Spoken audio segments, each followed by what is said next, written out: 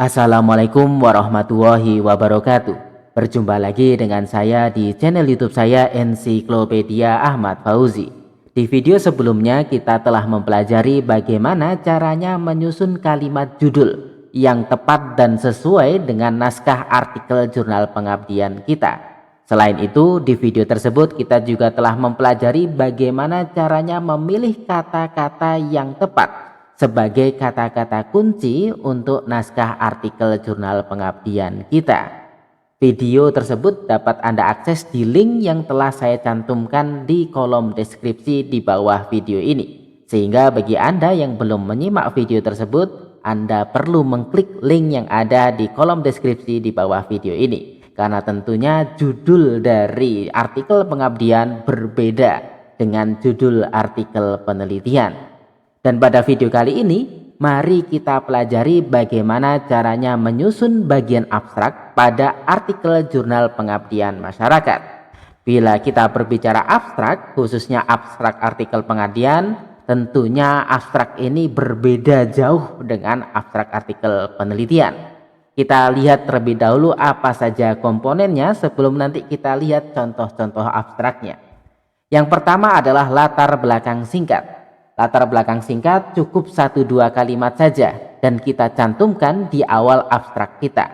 Namun meskipun maksimal 2 kalimat, di kalimat tersebut kita sudah memunculkan permasalahan yang permasalahan itu kita angkat dan kita atasi dari program pengabdian yang kita laporkan. Selanjutnya ada kalimat tujuan pengabdian yang menggambarkan target capaian yang ingin kita capai melalui program pengabdian yang kita laporkan. Kemudian ada beberapa kalimat terkait metode pengabdian. Sebisa mungkin cukup 2-3 kalimat saja. Namun kalimat tersebut secara lengkap bisa menyampaikan pendekatan pengabdian apa yang kita pilih, kemudian lokasi, dan mungkin juga serangkaian aktivitas yang kita lakukan di pengabdian yang kita laporkan. Kemudian hasil dan dampak pengabdian. Nah, pada bagian ini berbeda ya dengan artikel penelitian. Kalau di abstrak artikel penelitian tidak ada dampak, namun hasil dan pembahasan. Tetapi kalau di artikel jurnal pengabdian kita tonjolkan apa dampak pengabdian yang telah kita lakukan. Kemudian ada keunikan atau inovasi pengabdian kita, atau kebaruan yang kita hadirkan dari pengabdian tersebut. Di sini kita miringkan ya tulisannya. Kenapa? Karena ini sebetulnya opsional. Bisa kita munculkan di abstrak, tapi bisa juga tidak kita munculkan. Namun, saya rekomendasikan agar abstrak kita lebih menjual dan memunculkan karakteristik pengabdian yang khas, maka sebaiknya kita munculkan bagian keunikan atau inovasi pengabdian yang kita hadirkan. Dan yang terakhir adalah rekomendasi, yang secara umum rekomendasi ini adalah penutup abstrak yang menyampaikan apa saran atau rekomendasi berdasarkan pengabdian yang telah kita lakukan. Sekarang langsung saja kita lihat contohnya berdasarkan bagian-bagian yang sudah saya cantumkan di sini.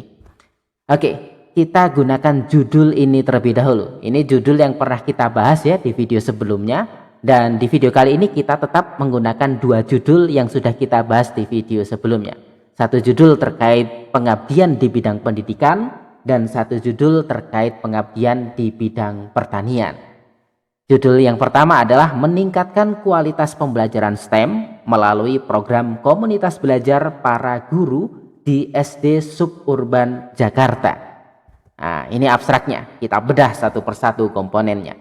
Yang pertama, pembelajaran STEM termasuk pembelajaran abad 21 yang penerapannya masih jarang ditemukan di sekolah-sekolah di Indonesia. Nah, kalimat ini merupakan kalimat latar belakang singkat yang sebaiknya kita munculkan sebagai awalan abstrak kita.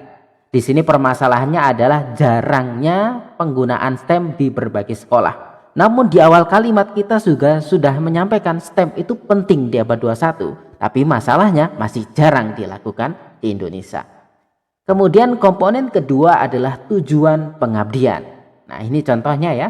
Program pengabdian kepada masyarakat di Sekolah Dasar Harapan Bangsa ini bertujuan untuk meningkatkan keterampilan dan kepercayaan diri guru dalam pengajaran STEM.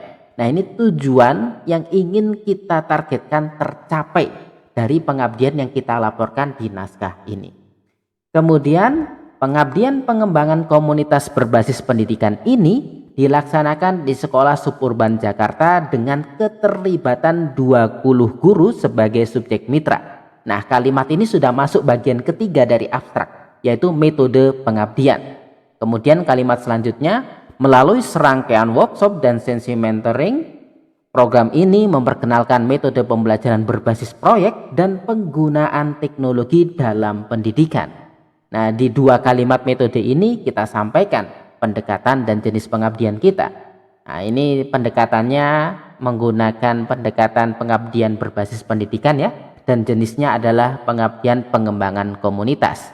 Lalu lokasi dari pengabdian juga kita sampaikan di sekolah suburban Jakarta, dan mitranya pun juga kita sampaikan, yaitu 20 guru di sekolah tersebut.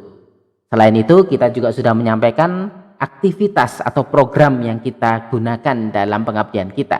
Nah, di sini ada serangkaian workshop dan sesi mentoring. Kemudian bagian selanjutnya adalah hasil dan dampak pengabdian. Kita baca kalimatnya, hasilnya menunjukkan peningkatan signifikan dalam penggunaan metode pengajaran STEM dan kepercayaan diri guru. Dampak positif juga terlihat pada keterlibatan dan motivasi siswa dalam pelajaran STEM. Nah, di sini ada kata signifikan ya. Kalau kita mengatakan signifikan itu kan artinya ada peningkatan nyata. Dan kita sebetulnya tidak boleh sembarangan mengatakan signifikan tanpa ada analisis. Sehingga dalam pengabdian pun sebetulnya ada analisis. Nah, nanti akan kita bahas di video selanjutnya. Kemudian, nah ini ya, opsional ya. Sebaiknya kita munculkan agar lebih menjual dan menunjukkan karakteristik artikel pengabdian. Ini yaitu komponen keunikan atau inovasi pengabdian. Saya garis putus-putus ya, karena ini bersifat opsional pemunculannya. Program ini inovatif dalam integrasi teknologi digital dan pendekatan kolaboratif antara akademisi dan praktisi. Nah, ini inovasi yang kita tawarkan di pengabdian kita. Lalu yang terakhir adalah rekomendasi sebagai penutup abstrak kita. Berdasarkan hasil, direkomendasikan penerapan program serupa di sekolah lain dengan variasi konteks. Program ini menyoroti pentingnya pelatihan guru dalam mengembangkan kualitas pendidikan STEM dan mempersiapkan siswa untuk masa depan yang kompetitif. Nah, ini contoh abstrak pertama. Sekarang kita coba lihat contoh abstrak pengabdian di bidang lain dengan menggunakan judul kedua yang sudah kita bahas di video sebelumnya. Pengoptimalan produksi pertanian melalui pelatihan teknologi pertanian modern pada kelompok tani desa lereng Semeru. Nah, ini abstraknya, kita bedah satu persatu bagiannya. Yang pertama adalah latar belakang singkat. Nah, ini ada dua kalimat ya, berbeda dengan contoh abstrak pertama tadi yang hanya satu kalimat. Era globalisasi dan kemajuan teknologi membawa kebutuhan mendesak untuk menerapkan teknologi pertanian modern, khususnya di daerah pedesaan di lereng Gunung Semeru.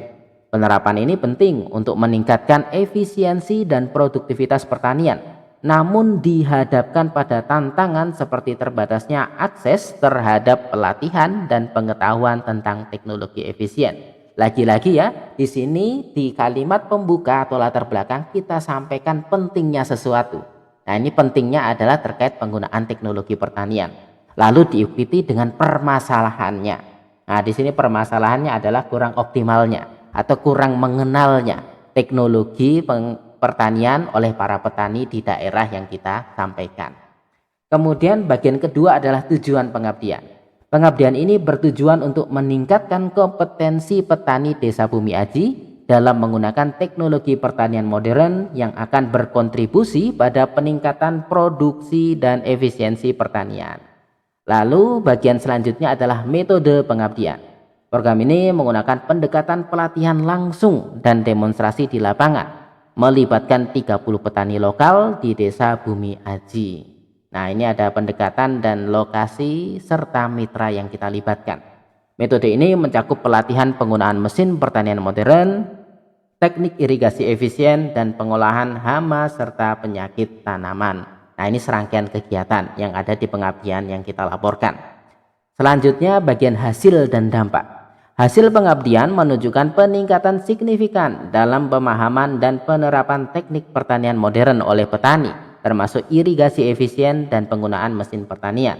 Program ini juga memberikan dampak positif pada petani dengan meningkatkan produksi dan efisiensi pertanian yang berkontribusi pada ketahanan pangan dan ekonomi lokal. Nah, kemudian ini bagian yang opsional, keunikan atau inovasi pengabdian. Inovasi program ini terletak pada kombinasi pelatihan teknis dengan pendekatan pembelajaran berorientasi praktik di lapangan, yang merupakan pendekatan baru di daerah pedesaan di Indonesia. Sebagai catatan khusus ya, bagian keunikan atau inovasi pengabdian ini kita tidak hanya bisa menyampaikan keunikan program kita, tetapi kita juga bisa menyampaikan inovasi teknologi atau saintek yang kita introduksi di pengabdian kita. Jadinya tidak selalu kalimatnya seperti ini. Misalkan ada teknologi baru yang kita hadirkan ketika kita melakukan pengabdian, nah itu bisa dimunculkan di bagian abstrak ini. Dan yang terakhir adalah rekomendasi. Direkomendasikan penerapan program serupa di desa-desa lain dengan durasi yang lebih panjang untuk memperkuat hasil dan memperluas dampaknya, serta memahami kebutuhan spesifik dan tantangan yang dihadapi petani untuk merancang program yang lebih efektif. Nah, inilah abstrak ya. Abstrak pengabdian juga harus ringkas ya. Maksimal 200 kata, meskipun mungkin ada jurnal yang memperbolehkan hingga 250 kata. Oke, itu penjelasan saya terkait bagaimana menyusun bagian abstrak dari artikel jurnal pengabdian. Di video selanjutnya kita akan pelajari bagaimana caranya menyusun pendahuluan di naskah pengabdian kita berdasarkan 2 judul yang tadi sudah kita bahas abstrak-abstraknya. Terima kasih, kita berjumpa lagi beberapa hari ke depan. Assalamualaikum warahmatullahi wabarakatuh.